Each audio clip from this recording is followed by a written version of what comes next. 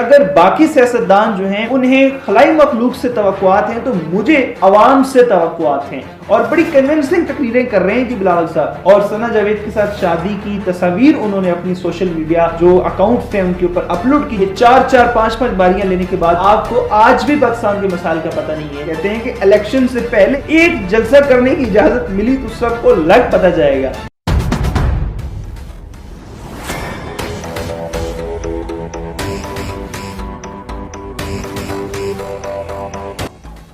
अस्सलाम वालेकुम नाज़रीन, 8 फरवरी को इलेक्शंस हैं और उन इलेक्शंस की जो तैयारी है, उसकी जो कैंपेन है वो भरपूर अंदाज में कुछ पार्टीज तो करती हुई नजर आ रही हैं। जैसे कि नून लीग की जानिब से जलसों पे जलसे किए जा रहे हैं। पीपल्स पार्टी बिलावल भुट्टो जरदारी साहब जो हैं वो नॉन इंटरप्टेड यानी काफी अरसे से जलसे करते हुए नजर आ रहे हैं। उनको तो रोकने वाला भी कोई नहीं है। यानी एक जलसे के बाद दूसरा जलसा और एक बयान के बाद दूसरा बयान उनका नजर आ रहा है। अभी फिर उन्होंने एक जलसा किया और कहते हैं जनाब कि अगर बाकी सियासतदान जो हैं उन्हें खलाई मखलूक से तवक्कुआत हैं तो मुझे अवाम से तवक्कुआत हैं। और बड़ी कन्विंसिंग तकरीरें कर रहे हैं जी बिलावल साहब और अवाम को कन्विंस करने की कोशिश कर रहे हैं कि लोग मुझ पर एतमाद करें और मुझे एक दफा प्राइम मिनिस्टर बनाया जाए। और उन्होंने इस तकरीर के अंदर बाकायदा तौर पे जो है वो ये वादा भी किया है जनाब कि अगर मुझे मौका दिया गया तो मैं अशरफिया और अमीर लोगों को जो है वो टफ टाइम दूंगा और जो गरीब आवाम है उसको मैं रिलीफ दूंगा। शुएब मलिक जो हैं उनकी पहले तो खबर जो है वो थोड़ी छुपी हुई थी। सानिया मिर्जा के साथ जो तलाक का मामला था वो हिडन था, लेकिन अभी जो है वो खबर आई सोशल मीडिया के ऊपर कि उन्होंने सना जावेद के साथ जो है वो शादी कर ली है। और सना जावेद के साथ शादी की तस्वीर उन्होंने अपनी सोशल मीडिया जो अकाउंट थे उनके ऊपर अपलोड की, जिसके बाद ये इंकशाफ हुआ कि जी शुएब मलिक साहब जो सबका कैप्टन है पाकिस्तान टीम के, उन्होंने जो है वो दूसरी शादी कर ली। और इससे पहले सानिया मिर्जा जो हैं जो कि इंडियन और टेनिस प्लेयर हैं उनके साथ उनका निकाह था और वो ख़त्म हो गया। और अभी सानिया मिर्जा जो हैं उनके वालिद का भी इसके ऊपर एक रिस्पॉन्स आ चुका है कि जी ये खुला था जो कि सानिया मिर्जा ने शुएब अख्तर से लिया था। बाहर के इस मामले को इस वक्त बड़ी हाइप क्रिएट की जा रही है। इनका पर्सनल मामला है भाई और उसको मेरे ख्याल में तो जाहिर है इतना ज़्यादा डिटेल में जाकर डिस्कस मैं नहीं मुनासिब समझता बाहर के।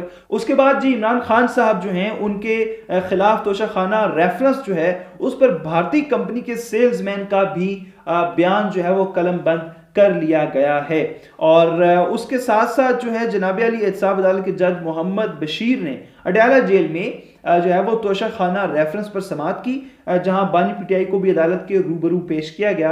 और उनकी मौजूदगी में दुबई में भारतीय कंपनी के लिए सेल्समैन जो हैं उनका सेल्समैन के तौर पे काम करने वाले बड़े गवाह का बयान रिकॉर्ड किया गया और इनके बयान पर जिरा भी मुकम्मल कर ली गई है। तोशाखाना के दूसरे गवाह असिस्टेंट डायरेक्टर नैब मुस्तनसर का बयान भी कलमबंद किया गया, जबकि अगली समाअत पर नैब की सुल्तानी गवाह इनामुल्लाह शाह और सुहेब अब्बासी के बयान कलम बंद किए जाएंगे, जिस पर इमरान खान साहब ने जो है वो खुसूसी तौर पर मुतालबा भी किया है कि उनका जो गवाह है जो इनामुल्लाह शाह उसका बयान जो है वो कुरान पर हाथ रख कर लिया जाए।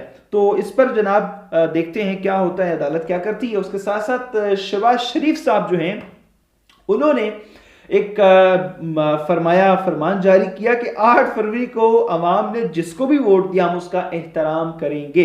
तो जनाब आपको एहतराम करना ही पड़ेगा, आपको एहतराम करना चाहिए। मेरे ख्याल के अंदर तो इस वक्त जो है वो नून लीग को अपनी पोजीशन बड़ी अच्छे अंदाज में बड़े वाज़ेह अंदाज में समझ आ गई है।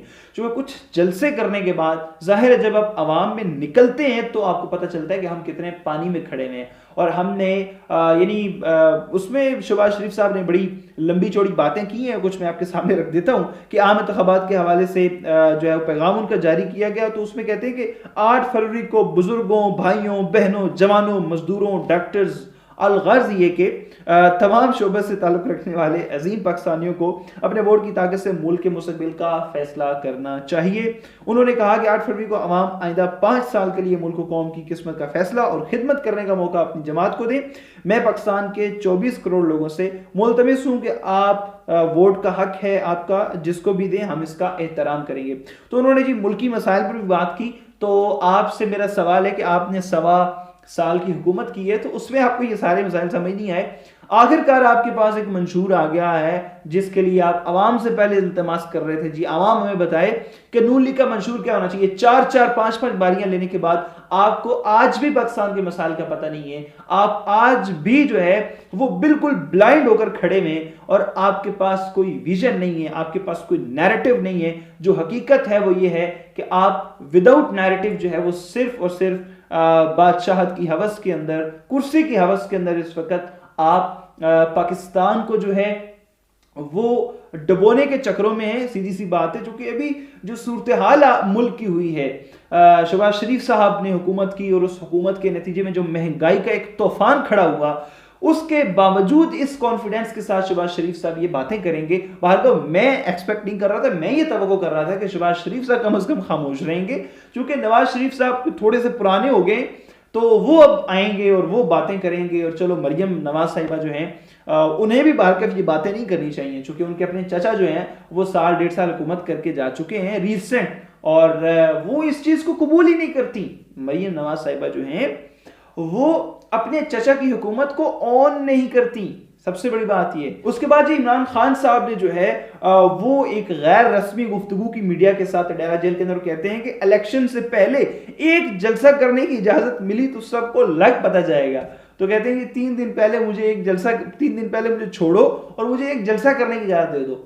तो फिर जो पॉलिटिकल सिनेरियो है पाकिस्तान का, जो इस वक्त पॉलिटिकल सिचुएशन चल रही है, जो पाकिस्तान तहरीक इंसाफ को डिसमेंटल करने की मुकम्मल तौर पर एक कोशिश उसको मुकम्मल बल्कि कर दिया गया है, जिसको कहते हैं कि लंदन प्लान जो है उस पर कंप्लीटली इंप्लीमेंटेशन हो चुकी है। पाकिस्तान तहरीक इंसाफ से बल्ले का निशान ले लिया गया है। अब पाकिस्तान तहरीक इंसाफ के सारे रहनुमा जो हैं वो आज़ाद उम्मीदवार होकर लड़ेंगे। तो इमरान खान साहब इस सब के बावजूद कहते हैं कॉन्फिडेंस के साथ कि जनाब मुझे एक जलसे का मौका दे दिया जाए तो मैं जो है वो सारी की सारी काया ही पलट दूंगा। बेसिकली ये एक चैलेंज कर रहे हैं इमरान खान साहब, और जिस चैलेंज को कौन कबूल करता है कौन कबूल नहीं करता, और खान साहब जो है उनको मौका दिया जाएगा नहीं दिया जाएगा, अभी तो बारकफ केसेस के अंदर उनको धंसाया जा रहा है। और उनके जितने भी लोग उनके साथ इस वक्त खड़े हैं और जिसके कागजात नामजदगी जो हैं वो बेशक मंजूर हो भी चुके हैं, तो उसको भी इस वक्त जो है वो जेलों के अंदर रखा गया है, क्योंकि इसके पीछे मकसद जो है वो जो पाकिस्तान तहरीक इंसाफ का मौकफ है कि लंदन प्लान जो है उस पर मुकम्मल तौर पर इम्प्लीमेंटेशन की गई है।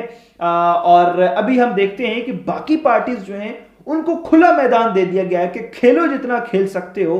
और इस वक्त पाकिस्तान तहरीक इंसाफ जो है उसको वो लेवल प्लेइंग फील्ड प्रोवाइड नहीं की जा रही जो कि एक पार्टी को करनी चाहिए थी। और इस फैसले के हवाले से जो सुप्रीम कोर्ट ऑफ पाकिस्तान ने किया कि बल्ले का निशान पाकिस्तान तहरीक इंसाफ से ले लिया है, इस पर बहुत सारे तहफ़्फ़ुज़ात हैं और इस पर बहुत सारे जो है वो एतराज़ात हैं। भारत का सुप्रीम कोर्ट ऑफ पाकिस्तान का फैसला है और उस फैसले की हम एहतराम करते हैं, इज्जत करते हैं, लेकिन उस पर अपनी एक राय रखने का हक जो है वो सबको हासिल है। उसके साथ साथ जनाब पाकिस्तान और ईरान के दरमियान कशीदगी जो है उस पर कौमी सलामती का जो इजलास हुआ, उस इजलास के जो नताइज थे उसके हवाले से बड़ी बातें की जा रही थी कि जी इलेक्शंस जो हैं वो मुलतवी कर दिए जाएंगे। इमरान खान साहब जो है उनको बड़ी बहुत ज्यादा जो है वो तनकीद का निशाना बनाया गया इस हवाले से, क्योंकि वो बड़ी पेशनगोई कर रहे थे जनाब के जैसे ही ये कौमी सलामती का इजलास खत्म होगा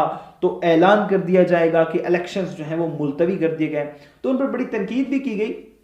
बहरकफ तनकीद बराए इस्लाह होनी चाहिए, तनकीद बराए तनकीद नहीं होनी चाहिए। मंसूर अली खान साहब जो है उन्होंने अपने व्लॉग के अंदर इमरान खान जो है वो बड़ी बुरे अंदाज में, बहरकफ छुपे ढके अंदाज में की, लेकिन मेरे ख्याल के अंदर एक सीनियर सहाफ़ी हैं उनके बारे में इस तरह से रिपोर्टिंग नहीं होनी चाहिए। तो उन्होंने ये कहा हुआ था जनाब, क्योंकि कि जी जैसे ही इलेक्शन ये कौमी सलामती का इजलास होगा इसके अंदर इलेक्शंस को मुलतवी कर दिया जाएगा।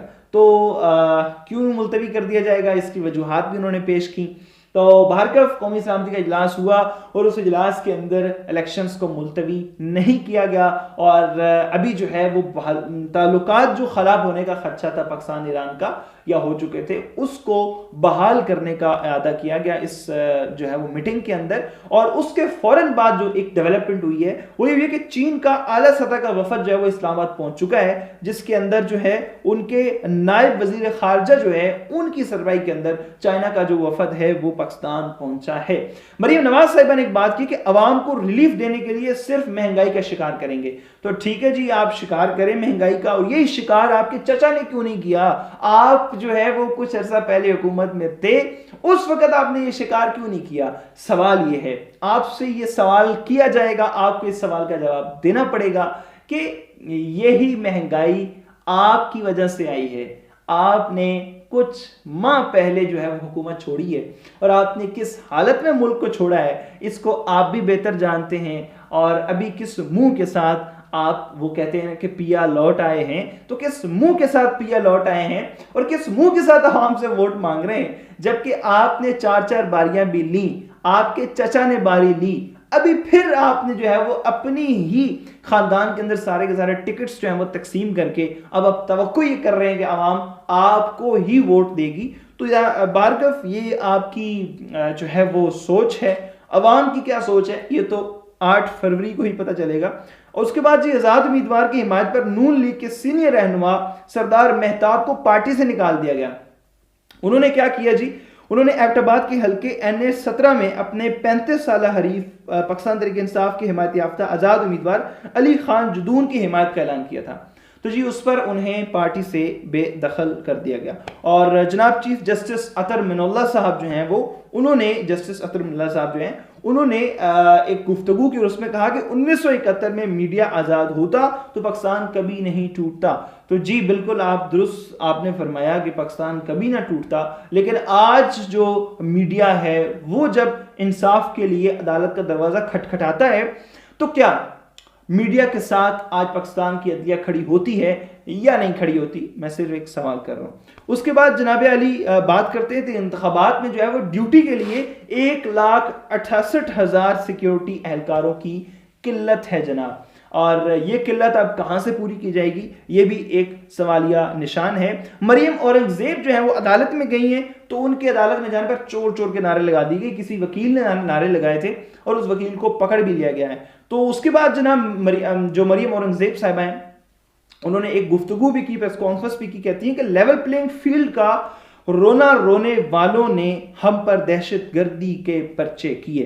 तो आप पर तो सिर्फ दहशतगर्दी के पर्चे हुए, मैं सिर्फ सवाल कर रहा हूं, आपके घरों में नहीं घुसा गया, आपकी दीवारों को नहीं फैलांगा गया, आपके लोगों को, आपकी औरतों को नंगा नहीं किया गया, आपको डंडे नहीं मारे गए और आपके ऊपर फायरिंग नहीं की गई, आपको सरेआम जलसे के अंदर गोलियां नहीं मारी गई। तो बाहर पर बहुत सारी चीजें हैं जिसका आपको जवाब देना चाहिए। सवाल करने से पहले आपको उन चीजों पर भी आंसर करना चाहिए कि पाकिस्तान तहरीक इंसाफ के साथ जो इस वक्त हो रहा है, मैं बार बार वही बात कह रहा हूं कि अगर यही काम पाकिस्तान तहरीक इंसाफ के साथ जो आज किया जा रहा है इन पार्टीज के साथ रिवर्स हुआ ना कभी या रिपीट हुआ तो ये पार्टीज बर्दाश्त नहीं करेंगी। ये बात इमरान रियाज खान ने कही है। तो जनाब अली PTI के जो है वो हवाले से मौलाना फजलुर रहमान साहब जो हैं वो दोबारा से मंजर-ए-आम पर आए हैं। मेरे ख्याल में मौलाना साहब कभी किसी चिल्ले पे गए हुए थे और एक बड़ा लंबा चिल्ला उन्होंने काटा है। जब से वो तवक्को कर रहे थे कि मुझे सदर पाकिस्तान बना दिया जाएगा, वो एक सदमा हुआ। मैं इस चीज़ पर बिल्कुल जो है वो मौलाना साहब के जज्बात को समझता हूँ कि मौलाना साहब को सदमा पहुंचा कि सदर पाकिस्तान बनने के ख्वाब देखे थे और सदर पाकिस्तान नहीं बन सके, और उसके बाद फिर एक लंबे अरसे के लिए मौलाना साहब जो हैं वो एक चिल्ले पर गए और चिल्ले से वापस आए तो देखा कि इलेक्शंस होने वाले हैं, और इलेक्शंस होने वाले हैं तो फिर वही गुस्सा जो गम गुस्सा पहले PTI के खिलाफ था वो उन्होंने कुछ इस अंदाज में बयान फरमाया कि PTI को सिरे से पाकिस्तान में होना ही नहीं चाहिए था। ठीक है जनाब, आपने कह दिया पाकिस्तान तहरीक इंसाफ वैसे ही अब जो सूरत हाल हो चुकी है, जिस तरीके से डिसमेंटल कर दिया गया है, बार बार पार्टीज इस तरह खत्म नहीं होती। ना MQM ख़त्म हुई थी इस तरीके से, ना तहरीक लब्बैक को जब पाकिस्तान तहरीक इंसाफ ने ख़त्म करने की कोशिश की ना वो ख़त्म हुई। ये पार्टीज़ एक दूसरे से टकराती रहती हैं, पार्टीज़ ख़त्म नहीं होती। चूँकि किसी ने क्या खूब कहा था कि पार्टी उस वक़्त तक ख़त्म नहीं होती जब तक उसका नज़रिया जो है वो खड़ा है, उस वक़्त तक पार्टी ख़त्म नहीं हो सकती। उसके बाद जी मौलाना फजल रहमान साहब ने एक और बात की कि PTI ने लफाजी के अलावा कोई काम नहीं किया। ये लोग झूठ बोलते हैं कि बानी PTI पाकिस्तान के लिए खड़े हैं, बल्कि वो पाकिस्तान के खिलाफ खड़े हैं। जी ठीक है जी, आप जो है, और एक और बात मौलाना साहब कहते हैं कि PTI को तनकीद का निशाना बनाते हुए मजीद कहा कि मगरिब की नौकरी करो लेकिन पाकिस्तान के मफादात तो ना बेचो। तो आपको अगर एक बात याद हो कि आपने भी एक अमरीकी शख्स के सामने खड़े होकर कहा कि हमें भी कभी आजमा कर देखें। तो बारकफ जी, आज तक के लिए अपने मेज़बान जुल्करनैन शिराजी को दीजिए इजाज़त। अल्लाह निगहबान।